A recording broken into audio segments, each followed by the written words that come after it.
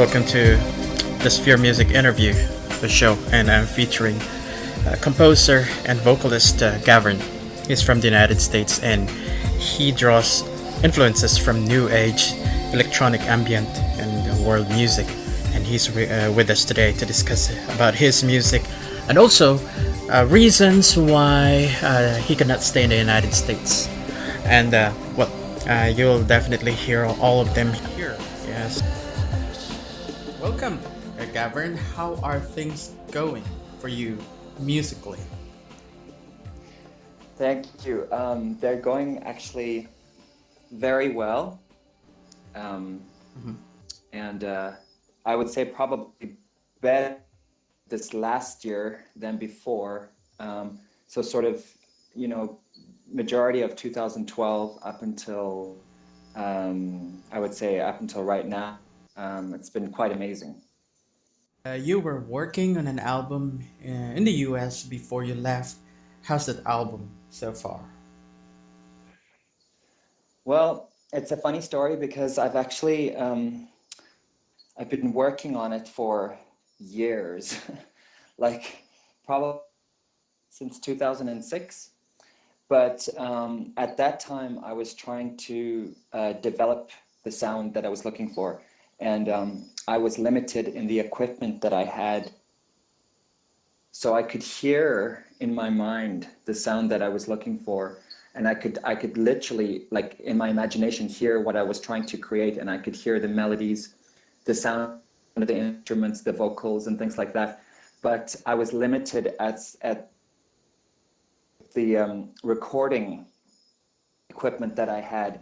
And so I had to wait, until I could save some money and then buy the keyboard that I wanted and then buy the pedals that I wanted and the effects that I wanted. And slowly over time, it's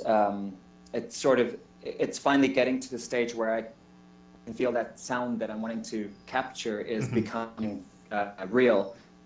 And I think that realistically, I've recorded about 80 songs, and I've only shared a few of them on social networks, like maybe only 10, I think maybe 8 or 10, I can't remember. And some of them have been songs that I shared on social networks 3 years ago that I've then worked on more and changed a little bit and sort of, allowed people to kind of hear how they develop into what they are today. And then finally, I have what I call my prized possessions, which is music that I've been working on for a very long time, and then, but I've kind of kept them secret. And I'm waiting to finally put an album together, 11 or 12 songs, or maybe even 15 songs, and then once I'm able to get them properly mixed, mastered, and everything like that. And when I can feel the album sort of developing into something that somebody would enjoy from the beginning right through to the end, because that's how I enjoy albums. I like listening to them from the beginning to the end and seeing this sort of, getting the feeling from the entire album. Once I feel comfortable with that, and when I feel that I've got the right vocal sound that I'm looking for, then certainly I'll definitely do that. But I'm not sure if I will, like professionally release an EP first with a few songs, like maybe 2 or 3 songs first, and then finally finish an album. But it would probably, I'd imagine it's at least a year or two away. Okay, so the timeline is 2015.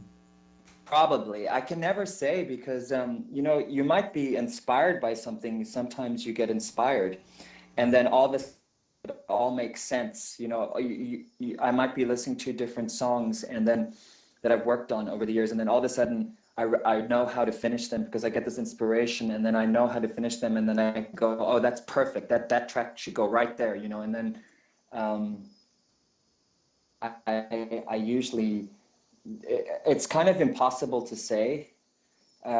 Music is very, as you know yourself, you love, in the realm that you work in, you experience a lot of different music and emotion from it, and it's something that's very sacred to me, and so I feel like I've really got to make sure that whatever I finally decide to create an album is exactly what it wants, you know? And then something that I can be satisfied with, something that I actually can look back years later and say, wow, that was such a magical experience working on that music, you know? Okay. And how do you describe the overall style of your music? That's difficult, but I've never really understood labels in music. I understand their purpose, but I've never really grasped it. I walk into a record store or a music store, and I often artists that I really like in different sections. For instance, Delirium, which is a very favorite artist of mine, a band from Canada. Their music is often put under electronic. Sometimes it's put under rock and pop, and then other times it's put under new age. And so I've never really grasped the overall concept of labeling of music. I do understand the basics of it, you know, disco, pop, rock, Celtic, that sort of stuff I can understand. But I think that I see developing with the sound that I'm working with is this sort of mixture of timelines in music where you'll hear some influence of 80s and 90s synthesized sounds, and then you might even have elements of cultural percussion. You know, a lot of the percussion that I work with, and I just love working with percussion. Some of it stems from African, Native American, and then just overall very cleverly crafted synthesized percussion, which thankfully is available with the amazing technology that we have today with music technology. You have at your disposal thousands and thousands and thousands of different percussive sounds that have been recorded over time. And so I feel definitely the cultural, an old-time cultural element in terms of the percussion, in terms of the certain songs. I feel that there's an industrial sound. Something that's very poignant to me is music. I love machines. I've always loved machines. Any kind of mechanical device, airplane engine, gears, anything that makes sort of a mechanical sound. I've always been fascinated with it, and when it's turned on, you can hear the rhythm in it, and I've always felt like it was the machine was making music. And so I try to incorporate some of that into the songs. And then there's a Celtic influence, obviously. There's a big influence from Enya, but it would be more, not so much on the musical side, but more on using a lot of layers. Vocal layering. Yeah, multi-tracking layers, and especially excessive reverb, which I love it myself, and that's why I use that in my songs. And but also on an instrumentational layering basis, something that I very much admire about the work that Delaire and Enya have used on their musical projects is that years and years and years after listening to their music, I still notice things and sounds in the songs that I've never noticed before. It'll be a little element, a slight little sound of a flute, or a synthesized sound in the background, a far-off jingle or something, and I'll go like, wow, after 20 years of listening to Caribbean Blue, and I never even noticed that sound before. And so I tried to incorporate a lot of these hidden or far-off sound, some of the songs that may not be apparent at first, but after time, it makes the song timeless. And then you get this, I guess it makes you appreciate the music more, because it certainly is a lot of work. It takes a lot of time trying to create a big majestic piece of sound or song. It's a lot of work. When you're working with probably about 150 instrument layers or instrument sounds, and then you're adding another like 60 to 70 vocal sounds on top of that. It's a lot of time, especially when you mix and to get it to sound right. And so it's very personal, and then you relay that memory to when you were recording the song, what you were feeling, what you were thinking of, and what was influencing you at the time. And so, kind of getting back to your initial question, is that those musicians have had a huge impact on my life. Delirium and Enya, equally. And I think that my main is from the emotions that I felt when listening to their music. Yes, and like one critic said, you might not really appreciate the style, but you have to respect the craft because so much energy, so much time has been placed on creating the music, right? Yes, and the music is also, it's very important to realize, I think, for anybody who, and thankfully most humans, I believe, love music, thankfully.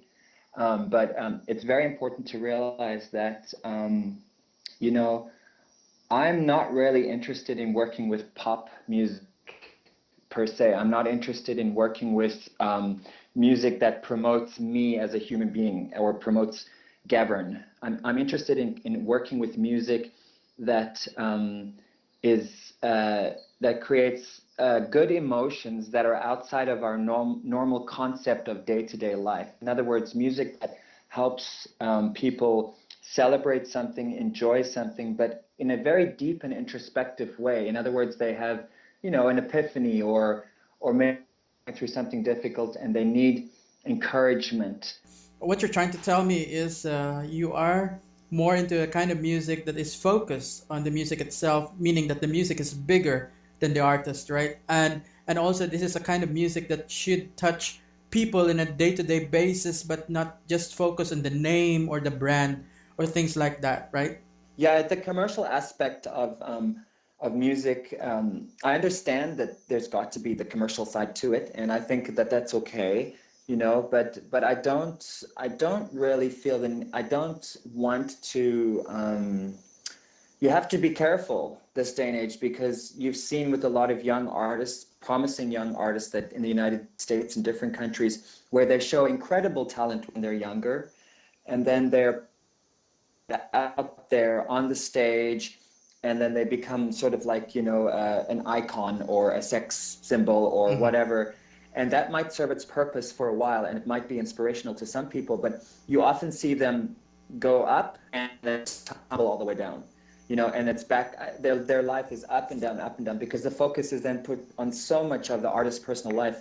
Which just brings me to a thought that I had, that I was thinking about just before we made this call, is that I think people who don't work with music, who admire music but don't know much about the craft of music, is that they have to understand that the artist or somebody who's creating music also has their own style. In other words, when they create music, they go into a certain zone, a certain mode, Mm-hmm. and they are doing it for a specific purpose. But like Gavern, who makes music and loves working with music, becomes the normal Gavern when he's not working with music. In other words, a normal person that has the same difficulties, ups and downs of life as anybody else. And so I think that it's important that people realize that there's a magical side to all of us. We all have a magical spiritual side, whether we believe it or not. We definitely do as human beings. There's no up or down scale of that. It's more like a latitude, a line of latitude. But it's important to realize that the person who is creating that music in a physical way, having to sit there, play it, record it, engineer it, and sort of, getting this inspiration from the universe or whatever, or from a memory or something, a person they loved or whatever. That's when they're in that zone creating that art. And when they're outside of that zone, I, for instance, can be a listener to my own music sometimes, and I can think like, who is that? If you know, like sometimes I'll be listening to all these different voices and songs and melodies, and then it's an endearing feeling, but I don't look at it as if it's like the normal Gavern day-to-day person who's making that. Mm-hmm. It's hard to understand. I think I think other recording artists would know what I'm talking about when I say you go into this zone. And so the focus, I really like the focus to be on the artistic side of the music. I love performing, I love dancing, I love big shows. I can see very big visuals in terms of music videos and things like that, choreography, that sort of stuff. I love light shows and stuff like that, to where it's just an overall wonderful evening for people to come, where there's a big orchestra and all of that kind of stuff, but in a very magical setting. So I love that part of it, but I don't want the focus being on me as a person. What is Gavin? What does he do? Where does he live? What was he like before? I'm not interested in that, because that's not music. Exactly. You know? It's entertainment. It's a show business, right? More Yeah, like show business. Yeah, Britney exactly. Spears, that sort of stuff. And I mean, I actually do like Britney Spears as a person. Mm. But I saw her go from like young child star to musical person, and then she could dance exceptionally well, and then Mhm. all of a sudden the focus was just on her life constantly instead of her music, you know? Exactly. So I guess I have reservations as to how much I want to promote that side of myself, rather than I rather not, because that's not really freedom at the end of the day. Yes, and also, it's more like an egocentric thing. One way or Absolutely. another, you are going to run out of material when you are cashing on your life as a musical Yeah. material, and then you have nothing to write about anymore because you have probably written everything like how you feel today, or you're Hmm. pissed off because of the situation, things like that. But then one way or another, it's going to run out. So if you are more focused on art in itself, in the making of the music in itself, I think that you would never run out of materials. Do you agree with that? I do. And I also think, we all have egos. Every person that I've ever met, every human being, we all have an ego. There's a purpose that we have it, but we need to keep it at bay, because it can often be deceptive. It's basically, I think I remember that in the song Candles in the Wild, that I'm still working on, and I'm not sure if that's even going to be its title eventually, but I'm building this Candles in the Wild. I've been working on it for so long. I remember one of the lyrics that I haven't ever put out there yet is hand in heart and heart in head. And what I mean by that is that it's learning to balance the thoughts with the heart, with your chest, that area where you get the feeling of emotion, and our thoughts that often betray us. It's learning to balance those two, because the ego comes from the mind up here, and then the true emotion and love comes from the heart. And so it's very easy to quickly get lost in that, where you're thinking too much, and that's when ego comes into play, and you're like, you don't want to become selfish. You want to maintain selflessness, and especially when working with music, because people, I'm sure yourself, is that songs can be incredibly powerful. They Yes. can they can they can literally affect people in huge ways. One song, like for instance, the Memory of Trees song, which is the title track of that 1995 album that Enya released. Oh, I like I that. think that is just one of the most powerful songs I've ever heard, and yet somebody else, like a neighbor of mine, can feel absolutely nothing. When you're sharing music like that, when you're sharing music, you have to remember what is this song going, what effect is somebody going to feel from this song, because you do have some sort of responsibility over, if you're putting emotion out there, how are you putting it out there? Are you doing it wisely, doing it in a beautiful way? And even if it's a dark, negative song, there's a way to be beautifully dark and beautifully negative. Hmm. And it really, you have to live with what you put out there. And so I think it's very important that um, that incredible respect goes towards, when the artist has to have incredible respect for their craft, incredible respect, and not allow ego to come in. And you have traveled a lot, and you do Hmm. many things. You to dancing, fashion, all other things in between. Do you think they come in handy as you travel different places? Have they helped you? Absolutely. I think that, I'd have to say that the traveling has not so much that of somebody who's able to live a luxurious life. It's quite the opposite. We've often been placed in situations where we have had to travel immediately, and the it, being in those situations of uncertainty and going to so many different countries in such a short space of time, um, because we were fighting an unjust law back in the United States that finally got struck down after, gosh knows, we were fighting it for 10 years. But coming back to your point, you're going through these different countries, and you've got to all of a sudden move here and set up a new house here, and then you got to move here and you got to move here because of visa issues. Hmm. And but the most amazing thing has been the music, because it has really sustained us, and it sustained me. And I think that it has been incredibly humbling, because you see so many different things, and you realize so many different things, and you have so many epiphanies. And I'll often be sitting up late, from say 6 in the evening till 3 in the morning, working on music, and you don't even realize the time goes by so fast. And somebody you met, some feeling you have, but I really have, this sort of uh, you know, I can be quite an outspoken individual, and I have this, sort of carefree attitude about my day-to-day life.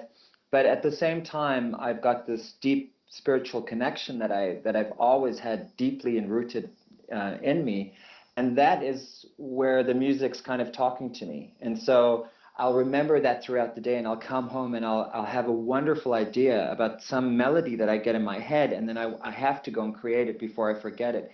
And that's all of those places that we've been to. I've had those experiences, and now it's finally coming to see. It's coming round to where I'm able to say, okay, now I'm ready to finish this music and get it ready to put on an album. With all these things happening in the United States, do you think Yeah. that you are finally uh, going home because of this? I mean, they think that the DOMA is already illegal or Mhm. unlawful. Well, from a universal point of view, I believe it was always unlawful, but that's a topic for another day. Yeah. I think that the problem is that there is horrendous bureaucracy in the federal government in the United States, and unfortunately, um, there, even though DOMA was struck down, it doesn't really do much, because they're so slow at giving people back their rights and undoing the wrong that they caused. Yes, finally, my spouse and me can be recognized as a legally married couple, and yes, finally we can be, I can get my status back in the country and stuff like that. But making that happen is very difficult, because we've got to get certain documentation. We've been working with lawyers and politicians and everything like that. We have a very interesting case, and it's not just like the Defense of Marriage Act was struck down, and so all of a sudden everybody who was forced out of the United States, their American citizens and their husbands, can come home. It's not like that at all. There's all this red tape you have to go to in order to make that happen. But it'll happen soon, and we'll eventually go back there and rekindle what we had, um, get our stuff. Probably, I would imagine, move to the East Coast of the United States somewhere, and primarily focus on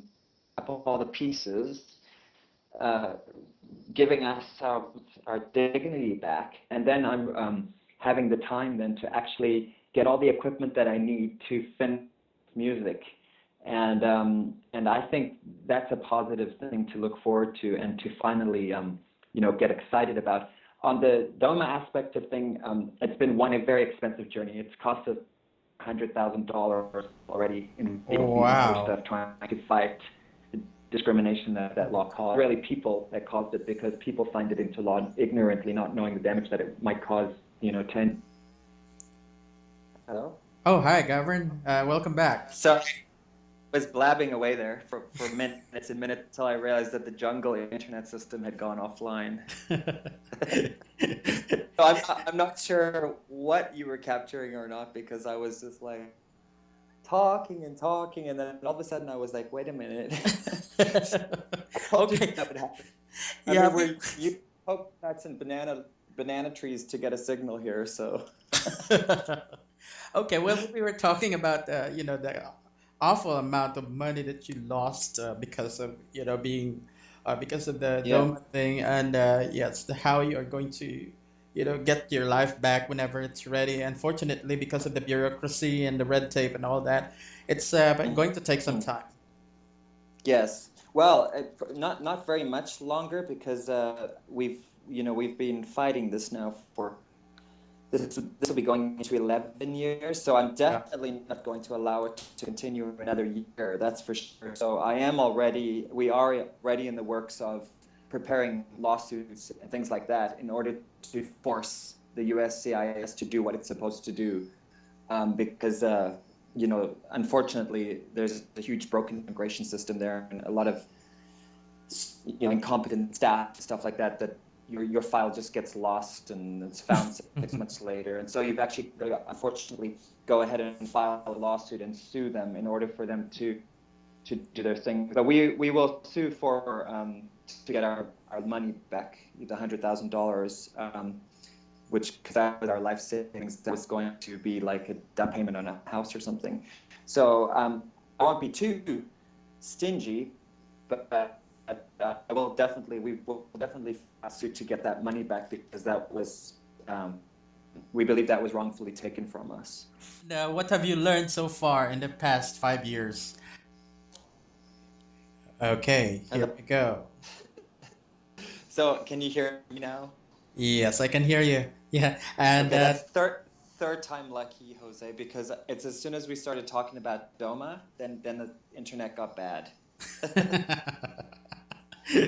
yeah, It's a cursed word, so let's just not talk about that evil law. yes, exactly. Okay, well, yeah, the last question was, what have you learned in the past few years being a game musician? Well, it's very difficult to answer that question in a short space of time, but I'll try and answer some of it if you like. Mm-hmm, sure, sure. Um, I think that I have really, I guess, been fortunate enough to learn some of the most amazing things in the last 5 years. Um, Gigantic things. But one of the most important things is that um, terminology of, I think that a lot of gay people, as they call us, is are have a lot to share, and I think that they are exceptionally talented. Anybody from whether it's somebody who goes and works out in a field or somebody who's an IT professional or lawyer or whatever, I feel that once they are completely comfortable with who they are, I believe that the talent just starts to come out of them, and I think that's because thousands of years ago, there was nothing wrong with being gay. There was nothing was frowned upon. It was very normal to be gay. And then certain things happened a few thousand years later that changed all of that, and God only knows why.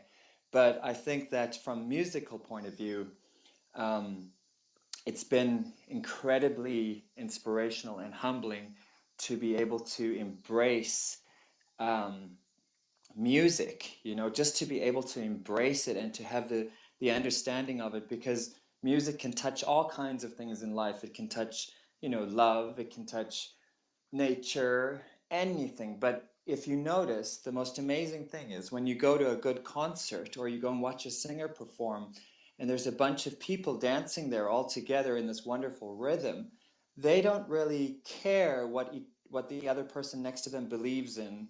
They just all of a sudden get into this harmonious flow because the music is so amazing. And I think that is where the answer lies to a lot of people finding peace in their lives, is through understanding where that wonderful power comes from that can bring people together like that without them thinking too much in their heads and rather feeling more, you know?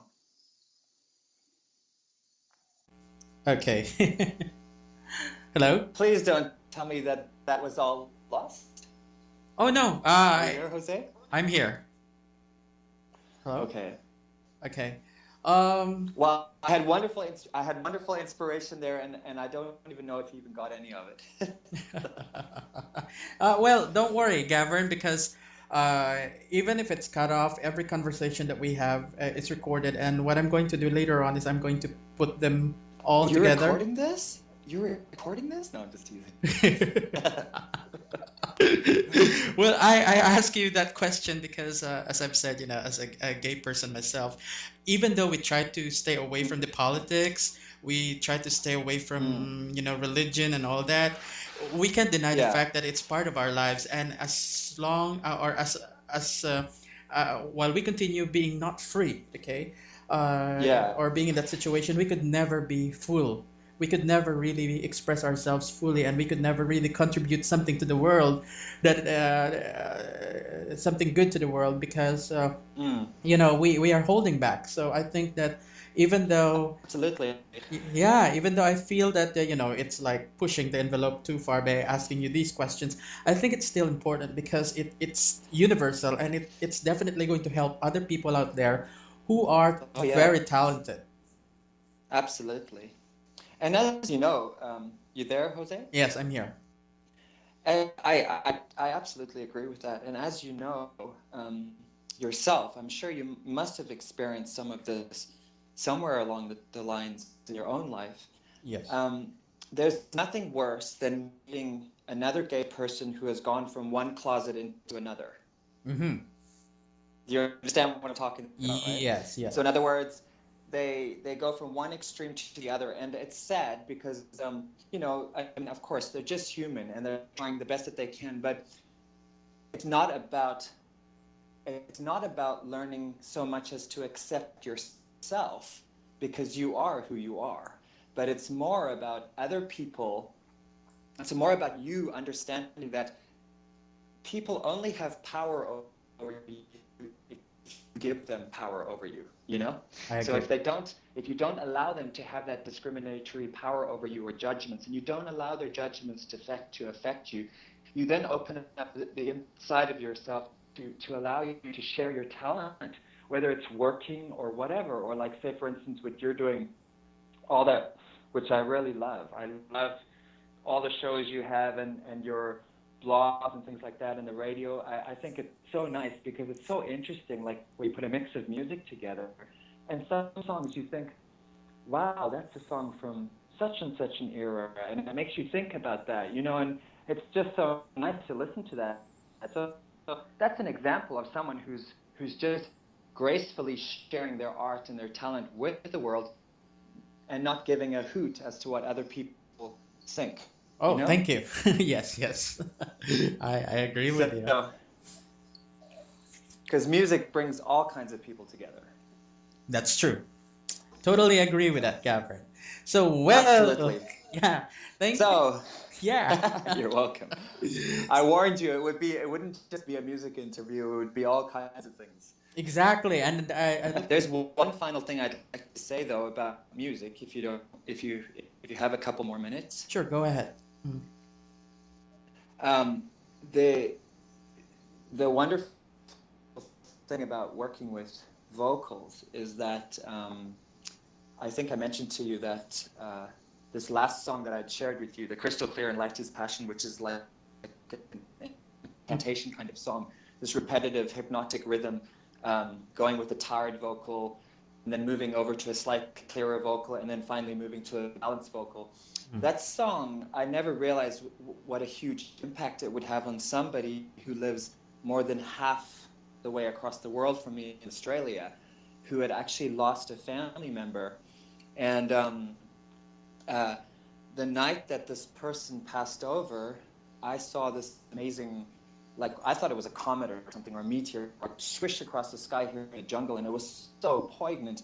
And then I finished that song that evening, and I decided to share it with this lady because I thought that it would bring her comfort. And I had no idea what an amazing impact that song would have on her life, in helping her heal, I guess. Yes. And that is when I realized the sound that I'm looking for in the music, because I like that very structured sound that has um, a sort of echoiness to it, and there's this a lot of sort of pronounced echo, but it's sort of like this a voice you might hear in your head, or like if you're in a big open space. Mhm. And I really like that sound, and I've used it a lot in some of the songs that I've never ever shared on social networks.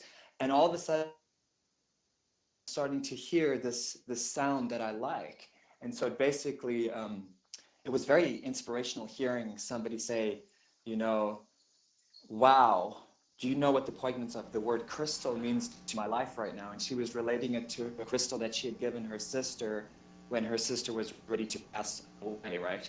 Ah, And I didn't even realize this when I was writing the lyrics, crystal clear and light is passion, which really refers to um, having crystal clear awareness, crystal clear clarity in your life.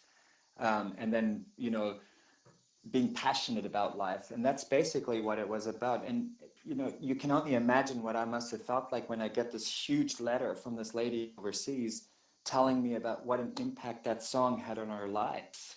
It's very humbling and very beautiful when another human being shares such a deep emotion with you and they don't even know who you are, you know? and music connects people, definitely. Yeah, hugely. Okay. So that's it, Jose. Music is amazing, and it's definitely the most important thing in my life. And mine too. Yes, Well, because it yeah. brings all the people I love in one song to me. Yes, yes, totally. Yes. Well, Gavern, it's been a pleasure talking to you. Thank you so much. This is a fascinating conversation, and it's really spontaneous. And I'm going to I go like ahead and put this. spontaneity. Oh, me too. I'll put this together, and I'll give you the link when it's up. Okay. Okay, and edit as necessary because that's a long time there. Okay, no So problem. from the Caribbean, I guess I'll say over and out, Scotty, right? Okay, and yeah, beam it down. Okay. Okay, I'll beam you down and I'll text you in a second. Okay. Thank you very much, Jose. I appreciate your time. You too. You're welcome. Bye Bye bye. bye.